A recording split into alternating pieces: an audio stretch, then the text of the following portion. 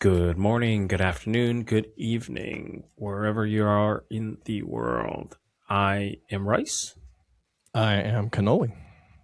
and how are you doing today, my friend? Doing pretty good. Pretty good. How about yourself? Yeah, not too bad, man. You had something not so great happen to you this week. I wanted to Oh, just yeah. hand you over this soapbox. Mm. Well, where to begin? I think the succinct theme or the takeaway is that when companies get big enough, they don't care about the little guy anymore. Surprise, surprise. I don't think there's anything new there, but this was an instance with my startup this week that hit very, very close to home and to our bank account. We're using a vendor. I will not name them, but No, you don't want to publicly shrivel them? no, no. Come on, pop off. If it was really bad, maybe, but it's borderline. So Fair enough. I'll give them a pass, All right, for now. especially because I'm connected to a few people that work there. So I think I'm sure and they're now our very listeners are fine. furiously checking your LinkedIn connection to see who it is. They're very fine individuals, all of them. No, there's this SaaS vendor we're using that is part of our critical infrastructure, and we've been using them. I want to say for almost 2 years, and they've been very generous with like startup credits, so basically running free. And then out of the blue, we got hit with it was like an almost $600 a month bill, and startup our size and our stage, that is like, excuse me, no. we're not doing that. Yeah. What? Yeah, so we panicked a little bit. We're like, okay, this is not cool. We're gonna have to either get them to come to the table for a startup friendly pricing, or we're gonna have to do the painful migration to someone else. So immediately, co-founders and I are on the hunt, and we found one. We're in the process of moving to about 4 times cheaper. Four times Nice. cheaper. Who is Yeah, it? No, I'm kidding. Don't tell me. You know what? I will be happy to announce once we're done Sure. who that is. I probably will announce that on social media. But I want to say it was like over $400 a month cheaper. Wow. And the crazy part about it is the one we're moving off of, they changed their billing model twice in the time frame that we've been using them. Not just like either more expensive or cheaper, but the actual metrics that they bill on. And by all accounts, we're a low usage customer compared to, of course. I think, most of their customer base. Yeah. And so it makes no sense, especially with the current billing, that we would ever come close to paying. It's like they're trying to make us pay for a bazooka when, we need a pistol. And they pretty much said, don't let the door hit you on the way out over email. Well, you're not worth much to them, I suppose. Right. Which goes back to we're the little guy, they're the big guy. And the big guy here actually did get acquired not that long ago by a very old, by an even bigger guy enterprise. Correct. I don't even know if they understood what we were angling at, because I think they thought we wanted more startup credits. It's like, we're happy to pay, but just not your rate. pricing model is dumb. It's dumb. Your rate card is insane. So yeah, that's a fun little distraction on our roadmap. So super quick on this. If I were to ask you if some large company bought you guys out, and then you're basically an acqui-hire, I suppose, right? and you've been working there maybe at the new place for 6 months or something like that, and then their CEO or founder or whatever is like, yeah, you know what, like we're going to need you to change your pricing model because of reasons. What would you do hypothetically?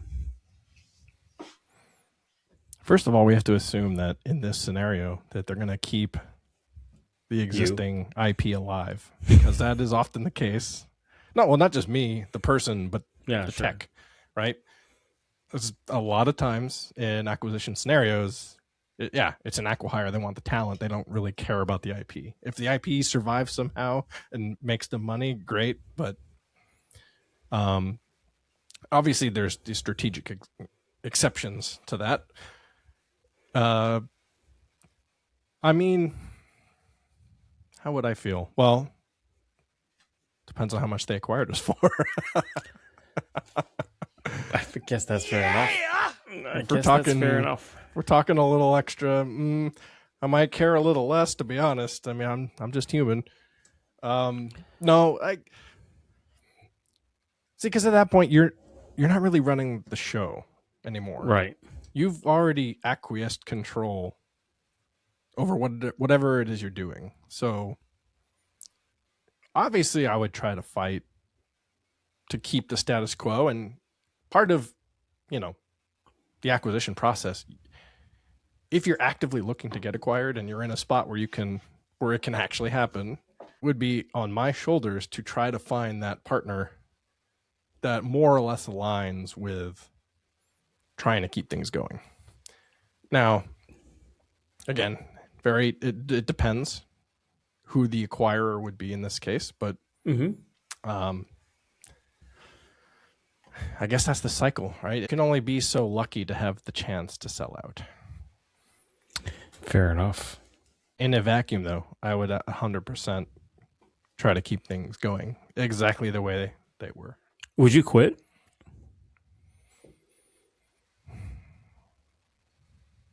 Probably. Oh, I would say yes, but only because I will. By the time that happens, I will have been working on it for long enough where I'm just ready for something fresh. New. It wouldn't necessarily be because of the situation. Fair enough. I would really sweet gig where something in that acquiring company has interesting opportunities and you stick around and you can still have your fingers in it. Okay. But you never know. Fair enough. Nice. Cool, dude. Well, I mean, not cool. I feel like that sucks that you have to deal with that. I mean, I went through something similar. Not that they changed prices, but that just they got essentially hacked like 4 times in 12 months. Vercel, I will actually name them. Vercel. Don't ever use Vercel. And you know what was crazy is I switched to Cloudflare, and it was like a bit of a headache or whatever because of Next.js and stuff. But my cost actually went basically to the ground. Like I was paying 10 times more than what I pay right now. So you know what? Like Vercel can go screw itself. I think in the current climate, price sensitivity is becoming rampant, even amongst companies who previously didn't care. 100%. Especially with 100%. AI spend going through the roof. Bunch of lunatics, I say. Yeah, yes, a bunch of lunatics. Hint, segue. Yes. Let's move to our weekly segment. Yeah. We can't not start with a little LinkedIn lunatics. So let's pull that up this week, shall we?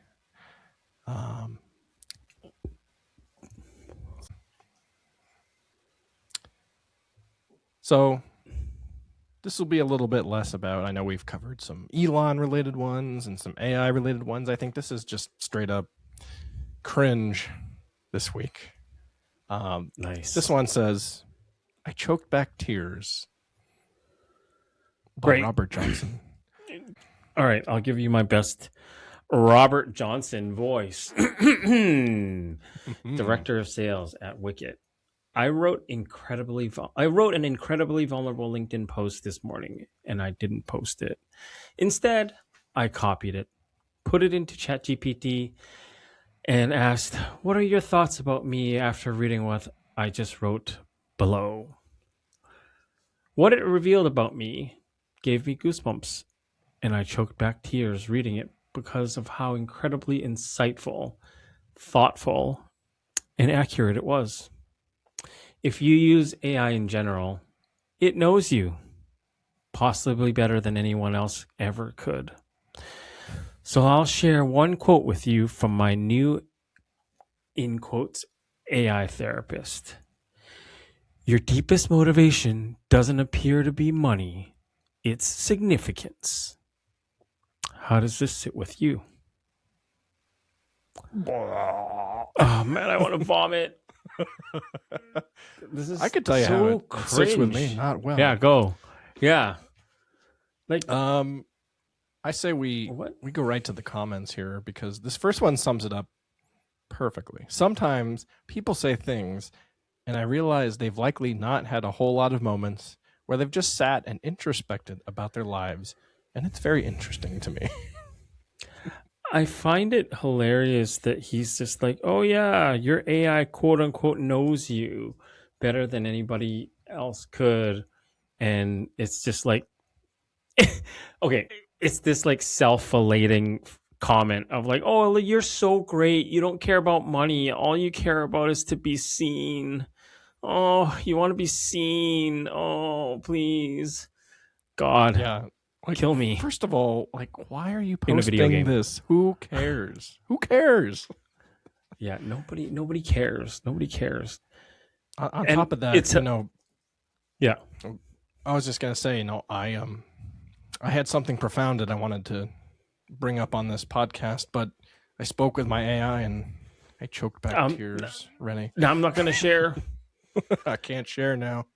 But I'll use my AI to write the thing that I'm gonna post. Mm-hmm. Because also clearly what he wrote was written by AI. Now, serious question. Because I can see director of sales. If you got, let's say you were the ICP for whatever he's selling, and you saw this post after he reaches out to you, does that affect your buying decision? No, probably not, right? Because I think the reality is if he's selling something that I need, something that's going to solve a real problem for me, then, this probably doesn't change whether or not I'll buy something from Wicket. However, it would change how I think of this person, right? Like I would definitely be just like, oh my God, I'm dealing with this loser. Like, look at what he's written, right? Like I'd probably tell you about it. They're solving this like very fundamental thing that I need. So like, whatever, it's fine. But it's hilarious. This one's funny. Yeah, some people's inner monologue is just the sound of someone drying a pair of tennis shoes in the dryer. Thunk, thunk, thunk, thunk. Yeah, exactly. There's not much there. Yeah, I think one last thought on this one, and then we got one more. But how much is too much oversharing on a place like LinkedIn, which was supposed to be the professional network?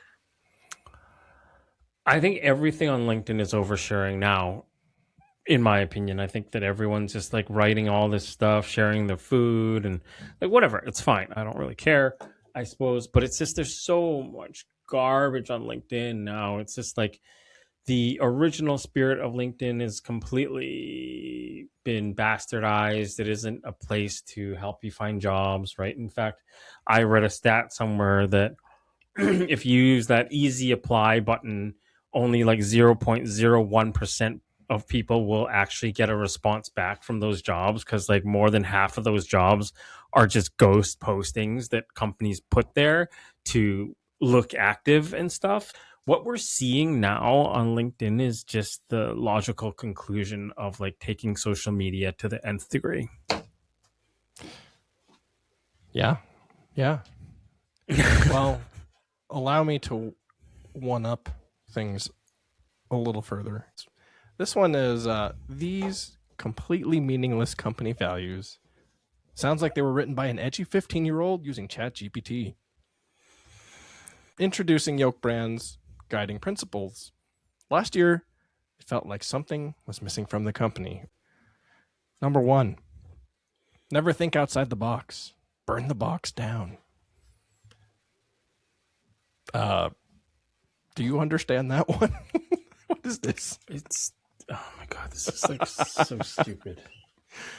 When number 2, when people go right, we always go left. Such It's so deep. disruptors. It's so deep. Number 3, never accept mediocrity. You are better than that.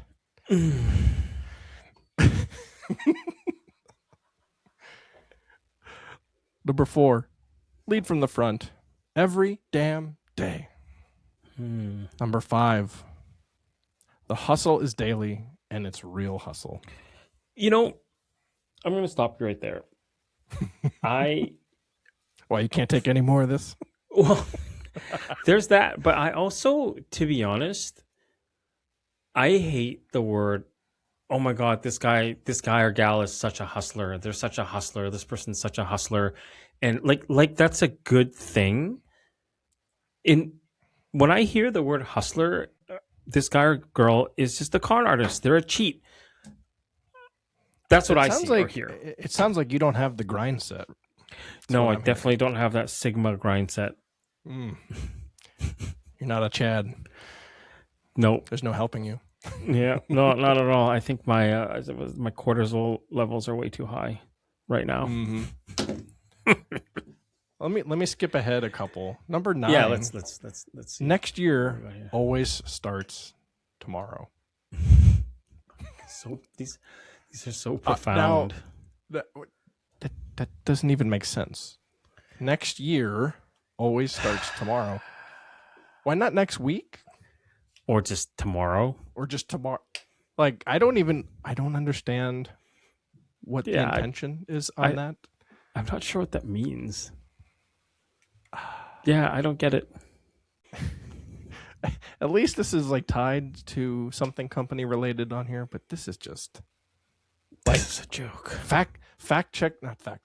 Gut check this with employees or people outside the company. Really make sure that these are the guiding principles you want everybody to embrace, because I feel like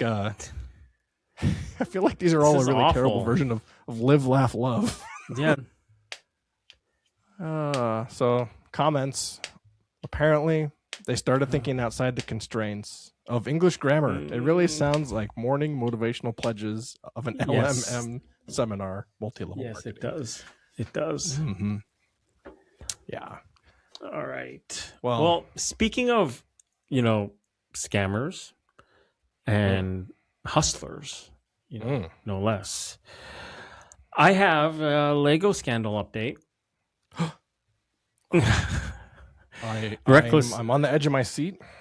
Reckless Ben has had the ball gag removed from his mouth.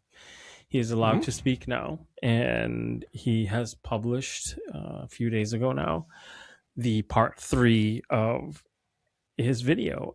And I think what is outrageous to me is I think Reckless Ben's one of these guys that it's kind of funny, because I feel like he is a YouTuber through and through, right? And what I mean by this is he went and represented himself in court, right? In front of a judge, right? Which is like, I'm not a lawyer, but I feel like that's just like never a good thing to do, right? Like you just can't like go and talk to a judge.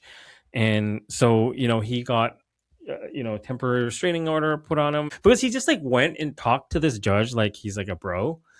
And I think that whole thing just made me realize that like like Bricks and Minifigs as a company, any company would never actually be able to compete with a person like Reckless Ben, because frankly, I don't think he cares about being thrown in jail or losing all of his money, as long as he can upload that next YouTube video. Like that's all he really cares about, right? And it's like, what do you do to a guy like that? He's all about that grind set. Yeah, it's true. If you think about it, because like the companies, right? Like when they sue people, the biggest threat is like, we're gonna bury you in paperwork, right? Like you're never gonna get out of this, right? We have so much money, we're just gonna bury you. And he just doesn't care. He just doesn't care. So like, there's But really you kind nothing of you have to can do. have that mentality if that is what you're going to go do with your time and your life. True. In fact, I mean, in a lot of ways, what he's doing is founder-esque, and founders also have to have a bit of that. Be a bit delusional. Yeah.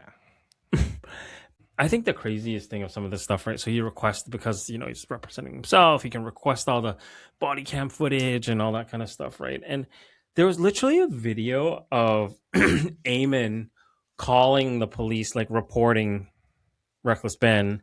And for anyone that hasn't been following, that is the CEO of Bricks and Minifigs. Bricks and Minifigs. And he basically just straight up lied to this cop and on the phone, and this cop was like, I don't know, it's so strange to me, the behavior of the cops, because she was just so brazen in the like, oh, that original charge that you really wanted to charge him on, like, I'm not sure we got anything there. If this was old school before computers, she'd be flipping through the rule book looking for like something, right? And she's probably now just on like cop GPT or whatever, like trying to find something that she can stick on this guy, and she's like, oh yeah, here we go, find this will probably work. And it's so crazy to me, right? Because like, there are body cams. I just don't like this brazenness of cops is shocking to me. It's unbelievable.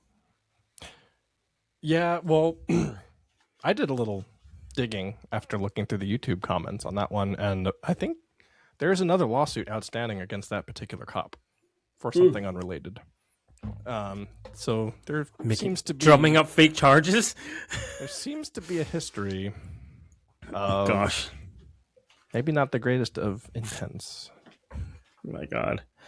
So but, I mean, anyway, yeah. So what comes next? He has like a part 4 coming. Like basically, he's just like, I want this to be over. Oh no, the best part is just like, I just want these guys to dress up in a chicken suit and apologize. Like, so I think he doesn't even care about money or whatever, right?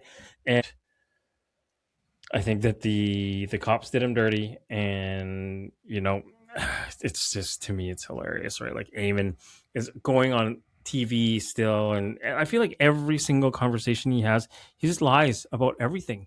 He lies and lies and lies and lies, and that made me think. Like, here's a question I posed to you: what would you do if you had a friend like Eamon?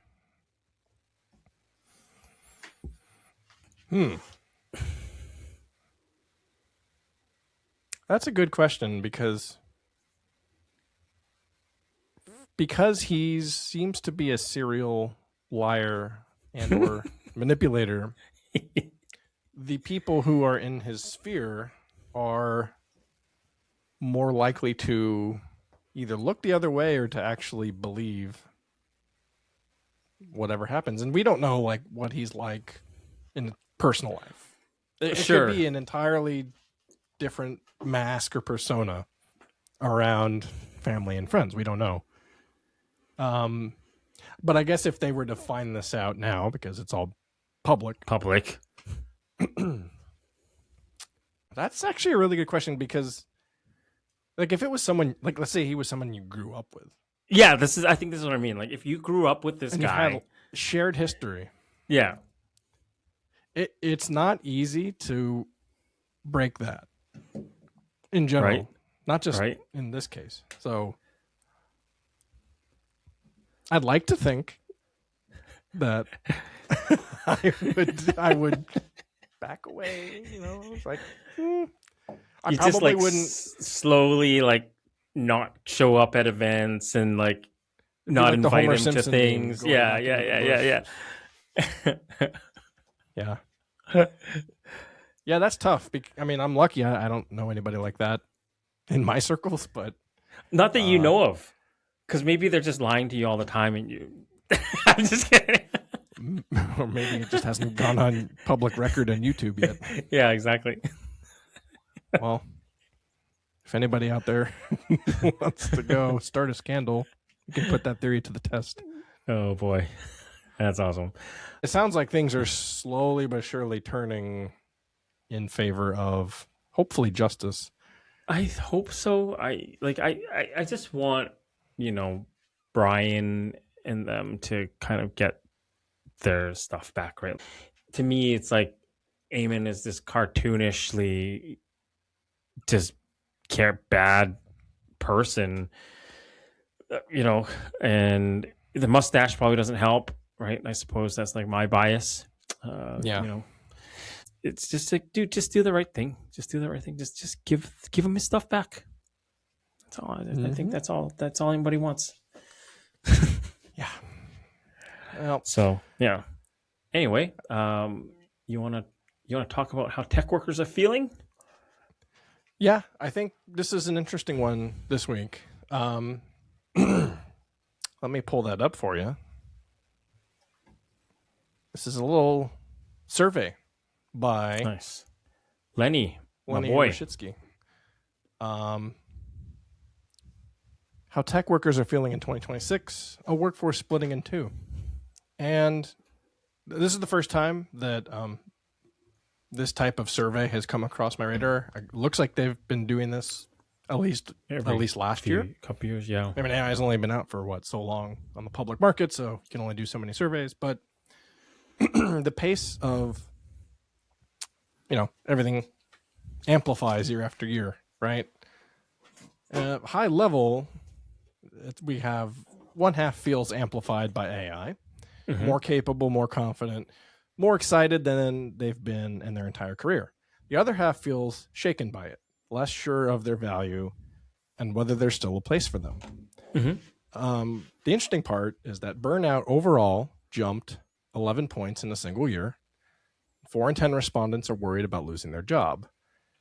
I thought it'd be an interesting exercise to briefly touch on each of these 10 findings and see if it confirms a lot of what everybody is already thinking, and if there's anything that you or I have maybe experienced pre-AI that resonates or goes against this. Okay. So the first one is the workforce is splitting in two. So approximately 49% are amplified by having AI at their disposal or wherever they're working. While that means the majority are not feeling that, 51%, if you add up all the other categories here. And so the energized, they lead with excited, curious, and hopeful as adjectives. The conflicted are things like overwhelmed and tired, holding both positive and negative feelings at once, as well as a little bit of curious. The disoriented, role keeps shifting, overwhelmed, tired. They're not refusers. They're just losing the thread of their role in the workplace. And then you have the resentful, tired, conflicted. I feel pressured. And, I think these are two interesting quotes from the last two groups. The first one is the disoriented. Things are so uncertain. We're like farmers on the cusp of the Industrial Revolution. We know going into farming is the wisest long-term career choice, but we don't see a clear path. This kind of uncertainty crowds out productivity. Or as the resentful, we have another quote, tech overall kind of sucks right now. We used to adopt new technology because we were excited about the cool new things we could do. Now all we hear is use AI or you will lose your job. And then people get fired anyways. I hate it. So are you surprised that that is the kind of percentage breakdown by group? Do you feel like that is an accurate reflection of the current AI landscape? Do you feel it should be higher or lower, in your opinion? I think that anecdotally, this probably feels right. I don't think the resentful are actually that high. I feel like the conflicted people seem a bit higher to me in my travels, higher than I would say the optimistic one. Because the Or energized at 41%. energized, yeah, energized. Like I actually think that's lower, right? In the people that I've kind of spoken to, I think if you're a founder, you're building with and you're building in AI, Mm-hmm. which a lot of us are. 2026, you understand the limitations of AI in its current form. So I think that you can kind of see like, hey, there is potential for this to do something really good for us. However, there are all these things that kind of lead me to believe that this is not the Death Star that Sam Altman posted a year ago, right? Yeah. You know, So you think you would flip yeah, the 41 and the yeah, 35%, yep. and you think that these are appropriate essentially for where they're at? I think so. I don't hear people being like, like screw this. I'm not using this at all. Like this is garbage or anything like that. But I think again, like I think that my bias probably comes from my hangout with other founders, and I think that to be a founder, you have to be kind of delusionally optimistic. So where do you fall in these buckets? Or do you fall in the energized? I think I'm in conflicted. I think that how we're building my startup, right? It's we see there is huge potential to change how we do certain parts of the research process, Mhm. but we also are very cognizant that you can't just replace humans, and humans are going to be an even more important part of the research process to help kind of understand context, nuance, and all those things that kind of uniquely make us human. Yeah. I think I'm in that same bucket as you. Um, I see both sides. It's Yeah. definitely been helpful, and there's definitely times where it needs to take a back seat. But I think part of what influences the more negative aspects is just seeing the brain dead takes on social media. Yeah. I think if the general noise level just turned down a bit, I might even be borderline energized. But Hmm. until that changes, I'm squarely in the conflicted bucket. Let's quickly skim through some of the rest of these. Yeah, let's do that. Number 2, burnout is surging, and I don't think that's a shocker to anybody, but it's actually increased 11% from last year's survey. And career optimism is dropping. Fewer than half are optimistic about the future of their careers. Last year was 54.8%. It's down to 48.7% that are optimistic. Well, that's huge, actually. Mm-hmm. Now, isn't that interesting how that contrasts to the last takeaway that we just covered? Yeah. Seems to me that if you really felt that way, there would be less in the energized bucket. Doesn't I could see how these could still work together, right? Because you can be optimistic about the power of AI, but still not see a future in your particular area of work. I guess that means that overall, collectively, the benefit to society will supersede the potential of getting laid off by AI. Yeah. Yeah. Okay. Yeah, we can see burnout. It's up from 44.7% last year to 55.7%. That's crazy. Yeah. So, and it makes sense. And this is something that I've talked about with other founders, that everybody obviously does not like layoffs. It sucks if you're laid off. And there's always been a trend in the past where if you survive, you kind of get stuck with more work on your plate. I've survived a few layoffs in my day. And while that's true to an extent, there was some natural tamping down of expectations of what can realistically get accomplished by those who are left behind, despite whatever executives might want to have done. But now it's the opposite. Now there is not just an expectation that you will pick up the slack, but you will exceed what was previously expected of you after layoffs. And so in some ways it's almost like a curse if you survive, if you're especially at some of these big companies that are doing mass layoffs. Well, this is the idea of survivor's guilt, right? Mm-hmm.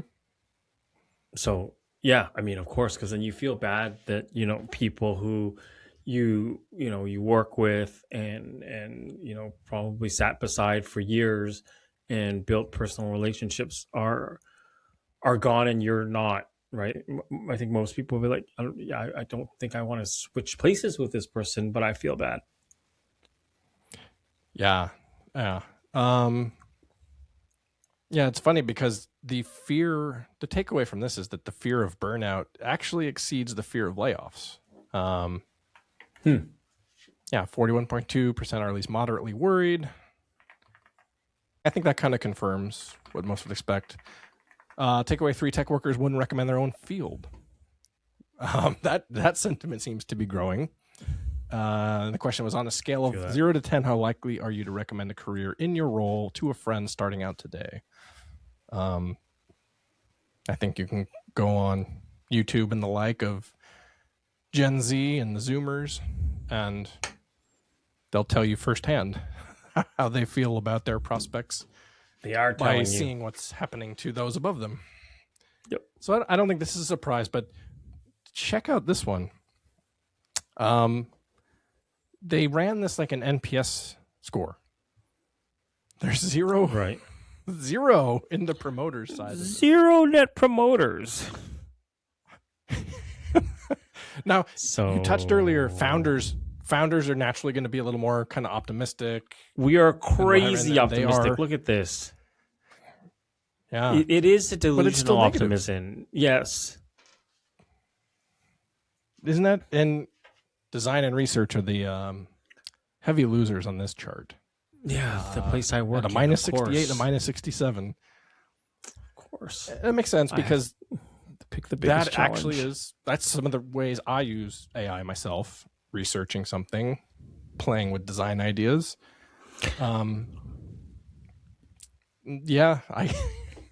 That's a tough one. I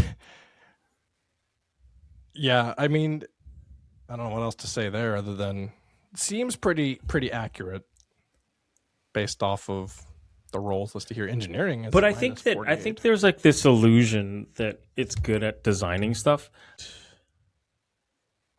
So I have a screenshot that I just pulled up on screen. Okay, so I was messing around and I said to the AI designer, I said, hey, I don't really like that the red plus is not centered. This was like a 3-item or 4-item, I guess, in total, including the plus button. I was like, I don't like it that it's not centered. Can we actually come up with solutions to this? Let's actually figure out a way to make it centered. Mm-hmm. So the AI said, oh, well, there's 4 items. I'll just remove one of them. And of course, that other thing would be, and I quote, dead center. I mean, yeah, this is beautiful. I love it. Ship it. So I think that this kind of goes back to the idea that AI can explain concepts very well, but if you ask it to apply said concepts that it had just explained, it won't be able to do it. And I think this is the perfect embodiment of that. And yeah. I mean, now if you put this into the hands of an actual designer who has the right experience and the taste, or the taste maker, I think that even a junior designer would not make the mistake that we saw on there. And for those listening, the little plus icon was not dead center, right? Because one of the words is cookbook and the other word is list, so it's obviously off centered if you just center the whole menu. I think even a very junior researcher would not make this mistake. Oh yeah, no, I was just yeah, I mean, if a seasoned designer was using AI, they would know how to navigate around this, and it might actually supercharge their work. But I think what the concern is that other job roles combined with AI will replace the designer, and maybe the sentiment is it's good enough, whatever gets spit out. Yeah, I guess we just AI all the things. Seems to be that pattern. Productivity is up, but quality is questionable. There you go. This is yeah. I mean, duh. This is a no-brainer. Number 5, underlying fear is of being overworked. This actually lays this out better, and we'll leave a link for those watching on YouTube if you want to check this out. But yeah, I mean that again. You're left behind, and you have to do more work than prior to layoffs. Fun. You know, I thought AI was going to, make us so productive that we could all collectively, have more free time to do the things we want. But the opposite's happening. Surprise, surprise. Almost everyone is ambivalent. Now, see, that contradicts takeaway number 1, in my opinion. So, that conflicted group or whatever for number 1, it seems like this is trending more into the more negative aspect of things. Although curious is still pretty high, excited still pretty high, but then you have overwhelmed, really high, conflicted.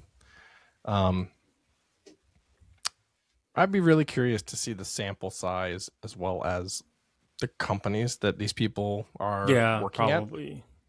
At. Yeah. And designers and researchers are the most worried. I think that lines up with what we saw earlier. Founders are the happiest people in tech, and small companies are the best places to work. There we go. Hey, let's explode on that. Let's get way more small businesses and startups. Let's get more startups, yeah. Let's see, number 9. Managers are still the biggest lever for happiness. Of course. That's yeah. I mean, I know firsthand, and I'm sure you do too. Like in our past career, your boss makes the biggest difference in how happy you are at work, and that all starts at the top. It's the company culture that's set from the top, and yeah, I think that actually becomes more important with AI. I think so, because now there's more for them to navigate, to shield you from, or to expose you from, depending on what it is.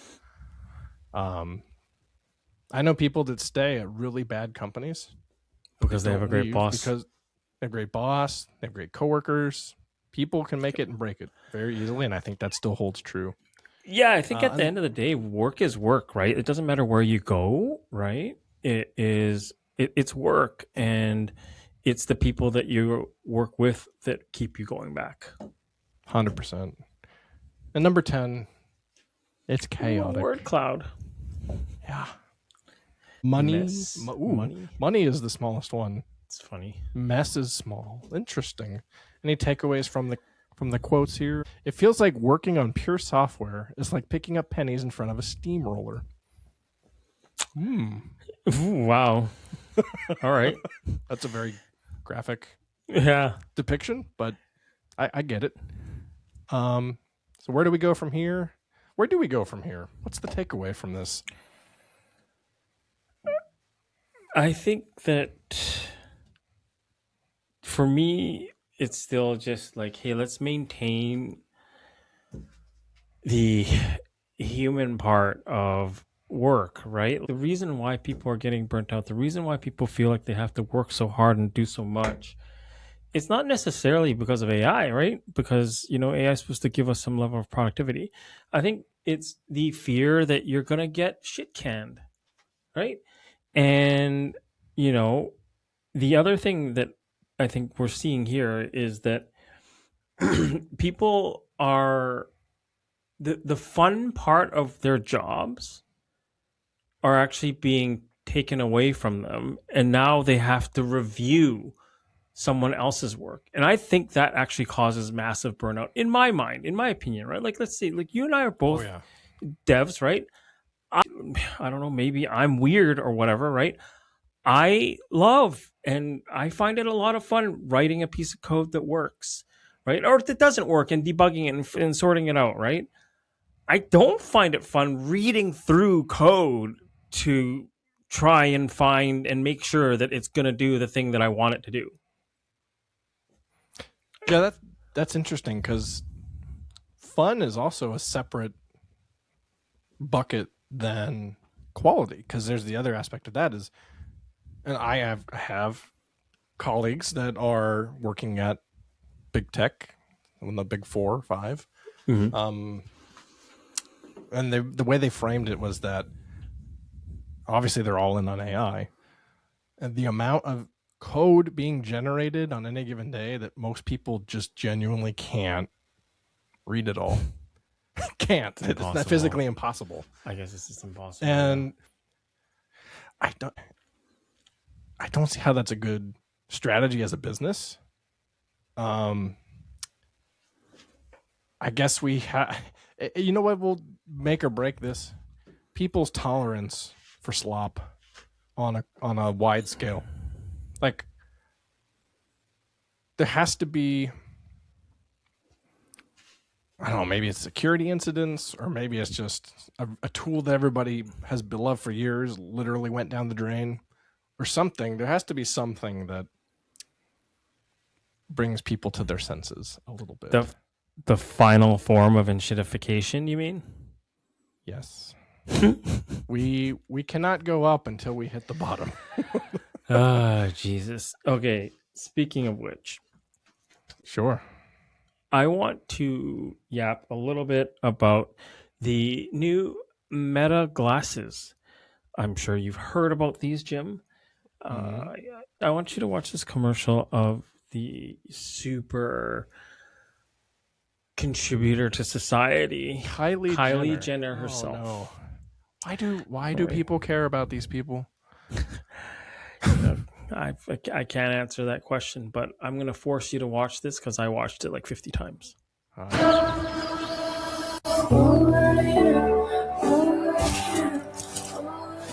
like we're lagging a bit. Morning, this new sample just came in. All right, let's move. Come on. Where did you want this? Over there. And then these flowers just came in from your mom. Here you go. Thank you. Hello. Oh, you're so cute. I love you. Can I just grab you for a quick wait?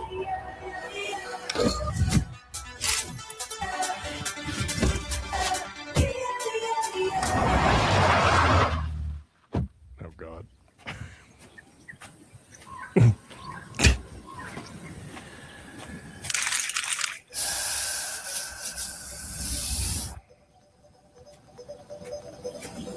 Okay.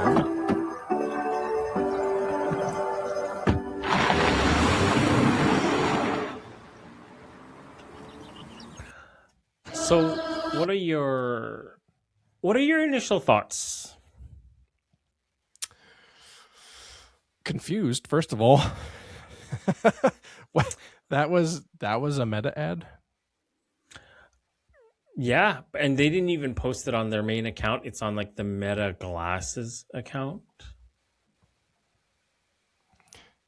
So I got very luxury brand vibes, but Yeah. I don't equate Meta with that aesthetic. Yeah, so I think you got it right there because they live this kind of quote unquote aspirational lifestyle or whatever. And like I watched this several times, and my first thought was, first of all, like, why would I want to record every single second of every minute of my life, right? Second, what I take from this is like, oh, yeah, Kylie Jenner just has a bunch of servants that does stuff for her. Like every single person in that video is like, oh, can I put some hand cream on you? Oh, your mom gave you these flowers. Oh, can we move this like $20 billion statue? Oh, I'm cleaning your pool. Like she just has people that just does stuff for her, right? Like that. This is what I'm getting from that video. I don't understand why all these celebrities are kind of shilling for this stuff, right? Like I don't know if you saw like a ton of celebrities are advertising this crap. It sounds like you're just a hater, you know?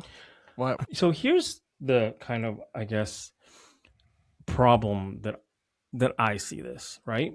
I have these AI glasses, right? And these I think just are on all the time because I think that's the only way they can be useful because it has to like analyze all this shit in the real world, right?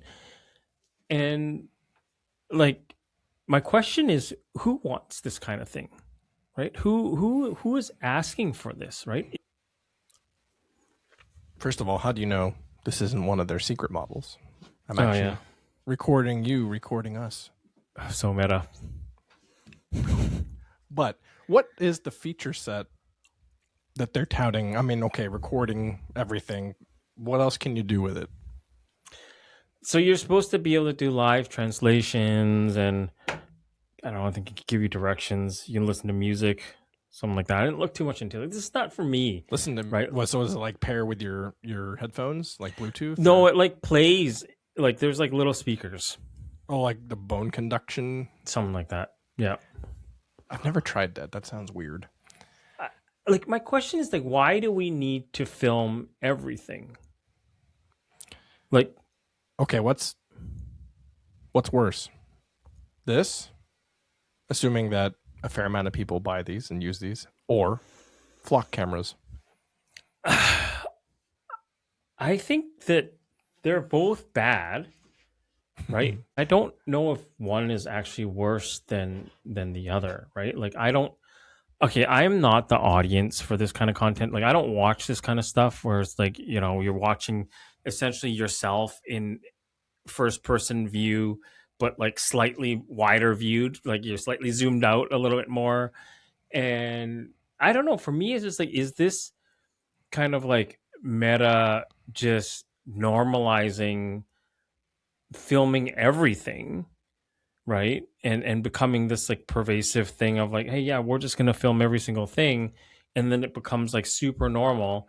And this just becomes like a mass surveillance tool for governments, right? Like you know, I'll put on my tinfoil hat, right? Like, aren't they already doing that with their own employees? Yeah, well, yeah, they're already doing that. But like, you know, what's to stop governments, any of the governments, it could be the left or the right, I don't care, to ask Meta to provide all of this data, and then they feed it into Palantir or whatever, just to essentially like spy on the whole population. Yeah, I mean, you've got your flock cameras that are surveilling the exterior, and you fill in the gaps with individuals and meta glasses for the interior. They get full coverage of everything. And let me ask you, Jim. Let me ask you this: you're a dad. Mm-hmm. How would you feel about some pervert, for lack of a better word, at the park? You're at the park with your kids, and some pervert just has these on. Yeah, it could be anywhere, literally. Yeah, I mean, like using a park out, obviously, like, yeah. I don't want my kid being recorded, period, unless maybe he makes a YouTube channel. Who knows? But that's different. Yeah, it's being recorded without your consent, and then also what is happening to that data after it's been recorded, and who's seeing it. It's highly invasive, and I guess, is there any way when someone's using it that you know that recording is in progress? So there's supposed to be like a white light that turns on. You could cover it. You could cover it with tape, or on eBay or whatever. You can get these covers that like just clip on to it so that you don't see it at all. It's like there will be nowhere to run where you're not being surveilled eventually. Yeah. You know, And I just kind of ask is like, who wants this? Nobody. I don't think anybody wants this. I like to play devil's advocate on scenarios like this just to make sure I've kind of thought through everything. I can think of one use case where this is useful is if you wanted a GoPro replacement. Well, this is the thing. I'd rather just have a GoPro, dude. Like, because like I'd rather the guy walking with the GoPro on their head than I'm just like, okay, well, like if I have kids or whatever, I'll just like hide my kids from this guy, right? Well, I meant from the perspective of the person recording. So let's say they were recording with good intentions in mind, and it was very intentional, and the quality of what was coming out of that matched or exceeded the GoPro, but it's glasses, so you don't have to hold anything, you don't have to have anything in your head. It's super easy to transport around. Now we know that, of course, that will be abused, but in an idealistic world, you could almost use it as a replacement for anytime you want to film that first person perspective of something. But again, how many people actually are going to do that and want to do that? Yeah, man. I don't watch this content, so I have no idea. And maybe I should have spent a bit of time actually watching this content. That's interesting because, you know, there's so many, like, forget the meta glasses for a second. There's so many YouTubers out there that do walk around recording everything, all sorts of places. You ever wonder if you have shown up as a background cameo in somebody else's YouTube and you have no idea that it's out on the internet? I'm sure I have. So the argument is, and because I used to be like a photographer, right? And I was very respectful of people. Like if I took a picture of them and they said, hey, like, can I delete this? Well, the first thing I'd be like, well, it's film, so I can't really delete anything, but give me your Instagram. I'll share it with you, you know, once I get the film developed. But the other thing is there are laws actually that protect photographers. Essentially, if you are in a public place where there's no expectation of privacy, anybody can film you. And that's what I think a lot of these people are kind of hiding behind, right? It's like this law that was meant to, you know, allow photographers and journalists to do their job. And, you know, it's now been kind of taken by these just weirdos, I guess, to be a nuisance. Yeah. I don't know what we do. Well, I don't know. Meta has a lot of products that bomb. So maybe we'll get lucky and this will also fall into that category. That's true. I think that it's like, it's just one of those things where you're like, man, like we don't need this. Like we really don't. I think that we can put our efforts towards more positive things. And I think that it's funny. My partner, this is the last thing I'm going to say on this actually, like we were actually talking about how back in the early 2010s, there was a optimism when you're working in tech. There was a optimism about like, hey, how great things can be, how we're working on really wonderful things. And, you know, we are going to have this very positive impact on society. And I think that that's all gone now. Like I don't feel that type of optimism rather anymore in, you know, my friends that work in tech, right? Like it just doesn't feel all that positive anymore. Well, we can help do our part to lead that change, because be the change that you want to be. Be the change. Yeah. Because, you know, what else are you going to do? Fair enough. I think this is like, you know, where I think it makes sense that we have more startup founders. I think we need more startup founders that are a positive force, I think, on society. And, you know, I think at the end of the day, more vendors that cater to that, those types of companies. Exactly. You know who you are if you find this podcast. Awesome. Jim, as always, it has been amazing spending some time with you today, man. Yeah, no, it's a good time as always, and I'm sure we'll find more interesting things to talk about next time. Yeah. And for those of you who are watching on YouTube, please give us a like and subscribe. That helps out a lot in the algorithm itself. And if you are listening on Apple Podcasts or Spotify Podcasts, please share an episode with a friend. That also helps. And leave us comments. We're happy to read them and make this better for everybody who's listening. So yeah, thanks again. This is our form of building in public, but instead of software, it's a podcast. All right. Bye-bye. Cheers.